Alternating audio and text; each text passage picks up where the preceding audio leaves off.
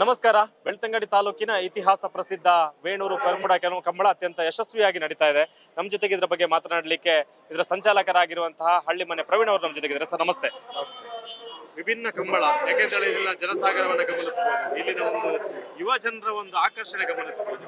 ಖಂಡಿತವಾಗ್ಲೂ ಯಾಕೆಂತ ಹೇಳಿದ್ರೆ ನಿಮ್ಮ ಒಂದು ಕೆಲವು ಯೋಚನೆಗಳಿಲ್ಲಿ ಅಪ್ಲೈ ಆಗಿರೋದ್ರಿಂದ ಅಂತ ಅನಿಸ್ತದೆ. ಬೋಟಿಂಗ್ ಆಗಿರ್ಬೋದು, ಅಲ್ಲಿ ವಸ್ತು ಪ್ರದರ್ಶನ ಆಗಿರ್ಬೋದು, ಅದೆಲ್ಲ ಕಾರಣ ಅಂತ ಅನಿಸ್ತಾ ಇದೆ ಇಷ್ಟು ಜನ ಯುವ ಸಾಗರ ಇಲ್ಲಿ ಸೇರ್ಲಿಕ್ಕೆ. ಖಂಡಿತವಾಗ್ಲು ನಮ್ಮ ನಾಯಕರಾದಂಥ ರಕ್ಷೇಶ್ವರರವರ ಹೊಸ ಐಡಿಯಾಗಳು ಈ ಥರ ಒಂದು ಜನ ಸಮೂಹವನ್ನು ಆಕರ್ಷಿಸಲು ಇದು ಸಾಧ್ಯ ಆಗ್ತದೆ ಅಂತ ನಾನು ಅನಿಸ್ತಾ ಉಂಟು. ನನಗೆ ಅನೇಕ ಜನರು ಬಂದಿದ್ದಾರೆ. ನೀವು ಈ ಹಿಂದೆ ಕೂಡ ಇದರಲ್ಲಿದ್ರಿ, ಜನಸಾಗರ ಇತ್ತು. ಆದ್ರೆ ಈ ಬಾರಿ ನೋಡಿ 12 ಗಂಟೆ ಆದ್ರೂ ಕೂಡ ಜನ ಇನ್ನೂ ಸಹ ಇರ್ತದೆ, ಬರ್ತಾನೆ ಇದೆ. ಏನ್ ಅನಿಸ್ತಾ ಇದೆ? ಖಂಡಿತ ನಮಗೆ ಈಗ ಒಂದು ಸ್ವಲ್ಪ ಮುಂಚೆ ಒಂದು ಫೋನ್ ಬಂತು, ಬ್ಲಾಕ್ ಆಗಿದೆ ಅಂತ. ನಾವು ರಕ್ಷಿತರು ಹೋಗಿದ್ದೆವು ಬ್ಲಾಕ್ ಎಲ್ಲ ಕ್ಲಿಯರ್ ಮಾಡಲಿಕ್ಕೆ. ನಾನು ಇವತ್ತು ನೋಡಿದ ಪ್ರಕಾರ ಇಲ್ಲಿ ಯುವ ಜನರು ಅತಿಯಾಗಿ ಜಾಸ್ತಿಯಾಗಿ ಬಂದಿದ್ದಾರೆ. ಅದರಲ್ಲಿ ಮಹಿಳೆಯರು ಈಗ ಕೂಡ ನೋಡಿ ಅಲ್ಲಿ ಗ್ಯಾಲರಿಯಲ್ಲಿ ಕೂತ್ಕೊಂಡು ಮಹಿಳೆಯರು ನೋಡ್ತಾ ಇದ್ದಾರೆ ಇದನ್ನು.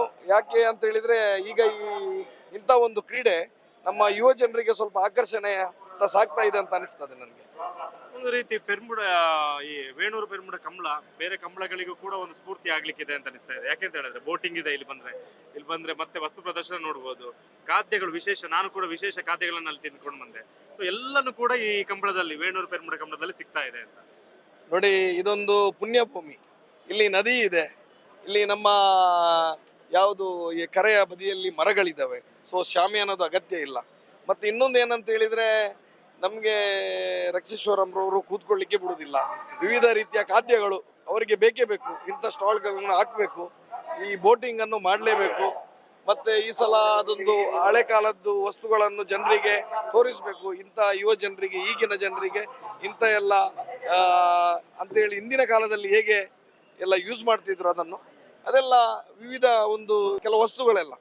ಸೊ ಇದರಿಂದಾಗಿ ನನಗೆ ಆಗ್ತಾ ಉಂಟು, ಜನರು ಕೂಡ ಇದನ್ನು ಲೈಕ್ ಮಾಡ್ತಾರಂತ. ಸೊ ಇದರಿಂದಾಗಿ ನಮಗೆ ಸ್ವಲ್ಪ ಇವತ್ತು ತುಂಬಾ ಜನಗಳು ಬರುವ ಒಂದು ನಿರೀಕ್ಷೆ ಕೂಡ ಇತ್ತು, ಅದು ಆಗಿದೆ. ರಾಧಾ ಹಿರೇಗೌಡರು ಬಂದ್ರು.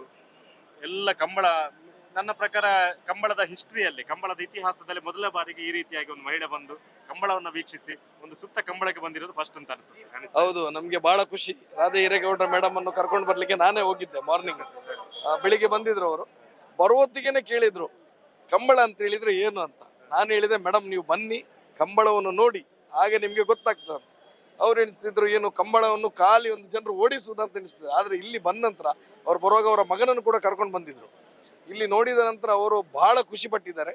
ಅವರಿಗೆ ಇದೊಂದು ನೋಡಿ ಇದು ಏನಪ್ಪ ಅಂತ ಅನಿಸಿದ್ರು.